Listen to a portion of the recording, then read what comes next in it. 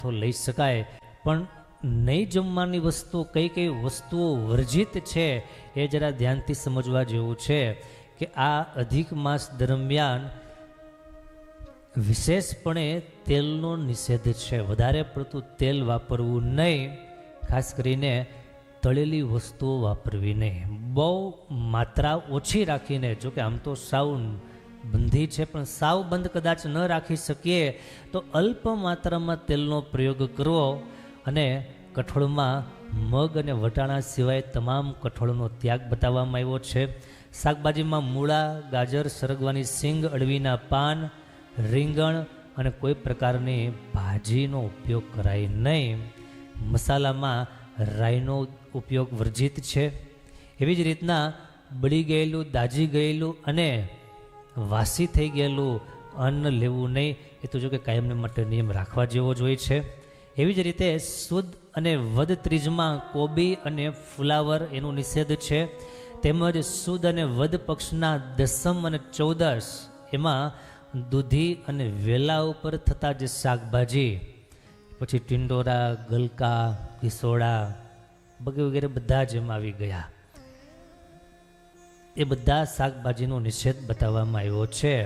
અને શક્ય હોય તો અધિક માસમાં શુદ્ધ ઘીમાં જ વાનગીઓ બનાવી અને ભગવાનને થાળ કરવા અને પોતે પ્રસાદ લેવો વ્યવસ્થા અનુકૂળતા હોય તો એ રીતે. બાકી યથા ભક્તિ યથા શક્તિ આનો ઉપયોગ કરવો. આમાં અધિક મહિનામાં વિશેષ કરી અને જપ, તપ, વ્રત અને સાથે સાથે બ્રહ્મચર્યના પાલનનો વિધિ બતાવવામાં આવ્યો છે. ભવિષ્ય પુરાણમાં જે કથા છે એકવાર સાંભળીએ. યુધિષ્ઠિરે પૂછ્યું માર્કંડેય મુનિને કે હે ઋષિ શ્રેષ્ઠ, અધિક માસનું મહત્વ અને જપ, યજ્ઞ વગેરે કરવાનું પુણ્ય મને કહો, કારણ કે આપ એને બરાબર ન્યાય આપવાને સમર્થ છો. અધિક માસ છે એનું બીજું નામ મલ માસ બતાવવામાં આવ્યું છે. એટલે કે વધારાના દિવસોને ભેગા કરી અને એનો તૈયાર કરેલો છે. માટે શુદ્ધિત કરવા માટે કયા કયા ઉપાયો, કયા કયા વ્રત કરવા એ જરા મને દયા કરીને સમજાવો. ત્યારે ઋષિ માર્કંડેયજીએ કહ્યું છે, માર્કંડેય એટલે ભગવાન સ્વામિનારાયણનું નામકરણ જેણે કરી આપ્યું છે એ માર્કંડેય ઋષિ ભવિષ્ય પુરાણમાં વાત કરે છે યુધિષ્ઠિર મહારાજને. હે રાજન, સુધી પડવાથી આરંભી અને અમાવાસ્યા સુધી એ વ્રત કરવું. તેમાં ઉપવાસ, નક્ત ભોજન અથવા એક વખત ભોજન એકટાણા કરી શકાય, ચાંદ્રાણ કરી શકાય, ધારણા પ્રણા કરી શકાય. નક્ત ભોજન એટલે રોંઢાના સમયે 5 વાગ્યા આસપાસ ભોજન, નક્ત ભોજન કહેવામાં આવે છે. તો એ રીતે ભોજન કરવામાં આ 3માંથી કોઈ પણ એક નિયમ લેવો. અને યુધિષ્ઠિર મહારાજને વાત કરે છે કે રાજન, એક તને વ્રત કથા સંભળાવું. ભવિષ્ય પુરાણમાં આખી આ વાત બતાવવામાં આવી છે. યુધિષ્ઠિર મહારાજના પૂછવાથી ઋષિ માર્કંડેયજી કહે છે કે રાજન, કૌશિક નામનો બ્રાહ્મણ અને બ્રાહ્મણ મહાતપસ્વી, ધ્યાનમાં તત્પર, સત્ય પ્રતિજ્ઞાવાળો, જીતેન્દ્રિય, વેદ ધર્મ પરાયણ, પણ એનો જ એક પુત્ર, એનું નામ હતું મૈત્રેય. એ મૈત્રેય સાવ વિરુદ્ધ એનાથી, મહાક્રૂર, કામાંધ, માણસોને ડરાવનાર, સત્પુરુષનો દ્વેષ કરનાર, નીચ અને ભગવાનની નિંદા કરનારો એનો દીકરો હતો. બાપ જેટલો ધર્મનિષ્ઠ એટલો જ પુત્ર અધર્મનિષ્ઠ. જેમ રાહુ સૂર્યને પીડે એમ આ મૈત્રેય આખાય વંશને પીડા આપનારો હતો.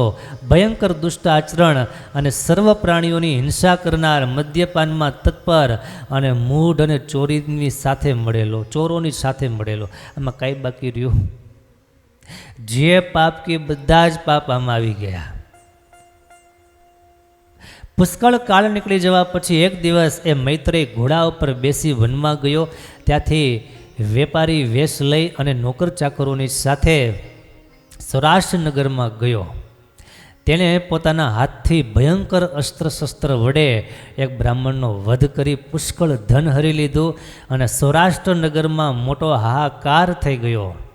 પછી તે પાપીને નગરના માણસોએ માર્યો. મહાપાપી, કુલમાં નીચ અને એવા મૂઢ મૈત્રેયે બ્રહ્મહત્યારૂપ અતિ નીચ અને નિષિદ્ધ કર્મ કર્યું, તેથી શહેર બળી ગયું.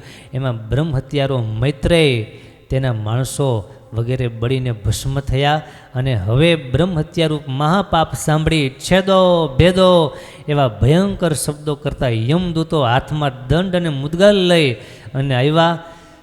મૂઢ મૈત્રેયને તાલ વૃક્ષ નીચે શિલા પર મારવા લઈ ગયા. એ પ્રકારે દંડ દઈ અને દૂતો મૈત્રેયને યમલોકમાં લઈ ગયા અને યમરાજની આજ્ઞાથી 10,000 વર્ષ સુધી એના પાપ ભોગવવા માટે કૃમિ નામના કુંડમાં નરકમાં એને નાખી દીધો.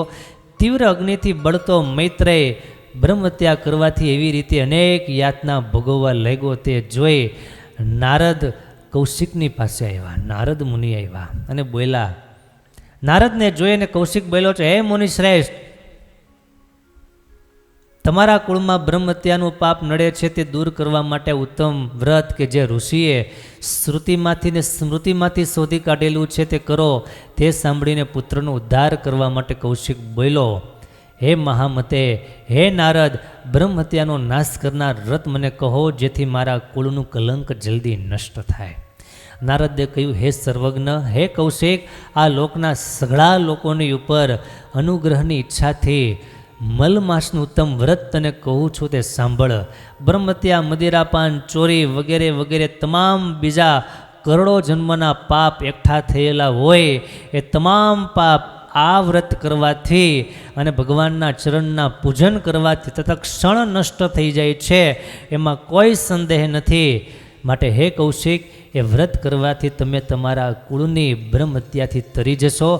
માર્કંડે કહ્યું છે કે મહાત્મા નારદના આવા વચન સાંભળી અને કૌશિકે મલ માસનું વ્રત પૂર્ણ શ્રદ્ધા અને ભક્તિ સાથે કર્યું છે. બ્રહ્મહત્યાના નાશ માટેનું પુણ્ય પુત્રને આપ્યું છે. અને હે મહારાજ, તેના પ્રસાદથી મૈત્રેયનું બ્રહ્માને પણ અગોચર એવું દિવ્ય શરીર થઈ ગયું છે. અને પછી ભગવાનની કૃપાથી પાપ રહિત થયેલો પુત્ર કૌશિકના જોવામાં આવ્યો. અને યુધિષ્ઠિરે પૂછ્યું કે હે બ્રહ્મન, તેણે મલમાસનું વ્રત કયે પ્રકારે કહ્યું?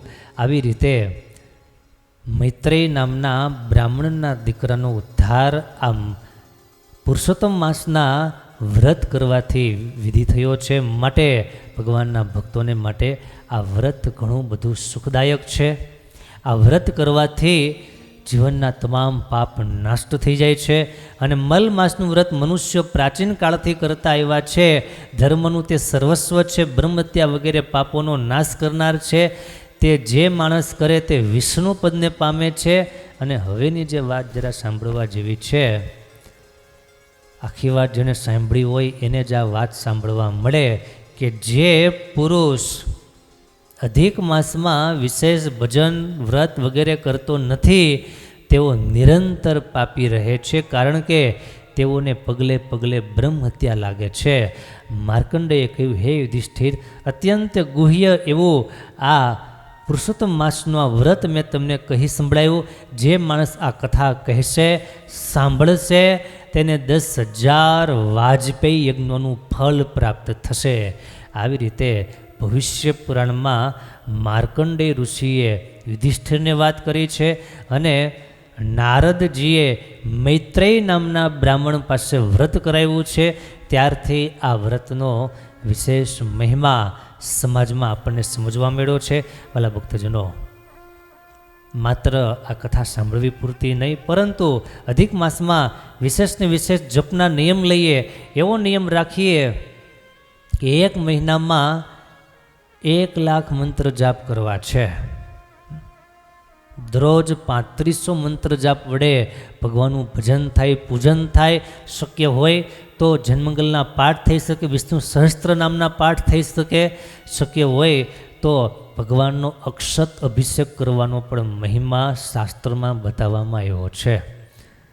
તમારા ઈષ્ટદેવનું જે કાંઈ નામ સ્મરણ હોય, મંત્ર હોય એનો ઉપયોગ કરો, અથવા તો મહામંત્ર એવો સ્વામિનારાયણ, ઓમ શ્રી સ્વામિનારાયણાય નમઃ, ઓમ શ્રી સ્વામિનારાયણાય નમઃ, આ રીતે નમઃ બોલી અને 2-5 ચોખા હાથમાં લઈ અને પરમાત્માના ચરણોમાં, પરમાત્માના સ્વરૂપ પર પધરાવા અને અક્ષત અભિષેક કહેવામાં આવે છે. અક્ષત એટલે ચોખાથી ભગવાનનો અભિષેક કરવાનો મહિમા શાસ્ત્રોમાં બહુ મોટો બતાવ્યો છે. ચોખા છે એ યજનનું એક પ્રતીક છે. યજ્ઞમાં ચોખાનો ઉપયોગ થાય છે, ભરપૂર પ્રમાણમાં થાય છે, માટે એ ચોખા પરમાત્મા પર ચડાવવાથી ભાગ્યનો ઉદય થાય છે. આપણે ત્યાં લગ્ન પ્રસંગ હોય, માંગલિક પ્રસંગ હોય ત્યારે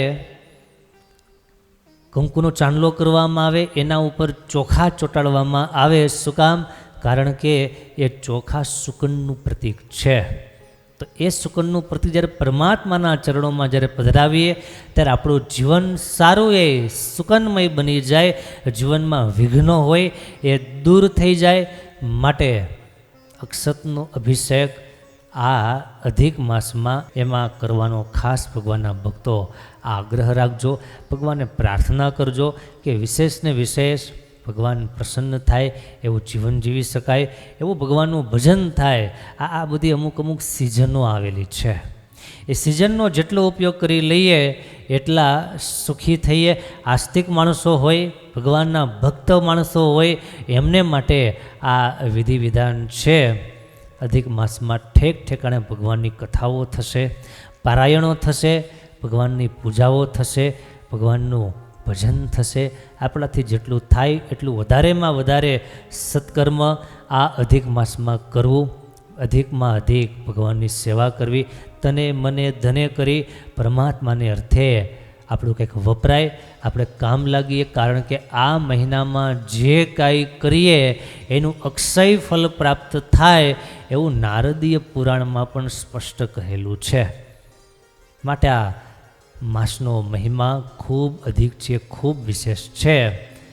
ભગવાનને રાજી કરવા માટે અને આસ્તિક હોવાને નાતે શાસ્ત્રની મર્યાદાઓને સ્વીકારતા હોવાને નિમિત્તે આ બધું અધિક માસને અવસરે ભગવાનનું ભજન કરવું, જન્મગલના પાઠ, બીજું કાંઈ કદાચ ફાવે ન ફાવે, માત્ર મહામંત્રોનો જાપ કરીએ તો પણ એ કંઈ કમ નથી, એ કંઈ ઓછો નથી. એનો મહિમા એક તલ બાર ઓછો છે નહીં.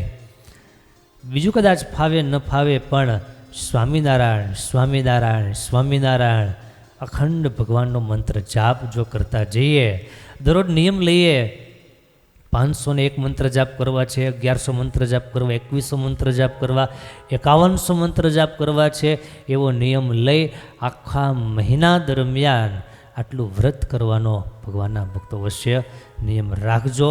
તો એણે કરી અને જીવનમાં તમામ તકલીફો, મુશ્કેલીઓ દૂર થશે અને ભગવાનની ભક્તિ આપણા જીવનમાં વૃદ્ધિ પામશે. અધિક વૈશાખમાં રોગોની સમસ્યા વધતી જાય છે એવું જ્યોતિષ અને શાસ્ત્રનું કહેવું છે. પરંતુ જે ભગવાનનું ભજન કરે છે એનાથી તકલીફો, મુશ્કેલીઓ વગેરે ઘણી બધી દૂર રહે છે.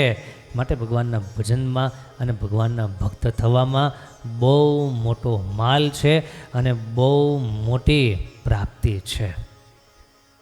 અધિક જેઠ, અધિક જેઠ મહિનો છે આ વખતે, એટલે અધિક જેઠમાં આપણા બધું ભજન, યજન વગેરે બધું કરવાનું છે.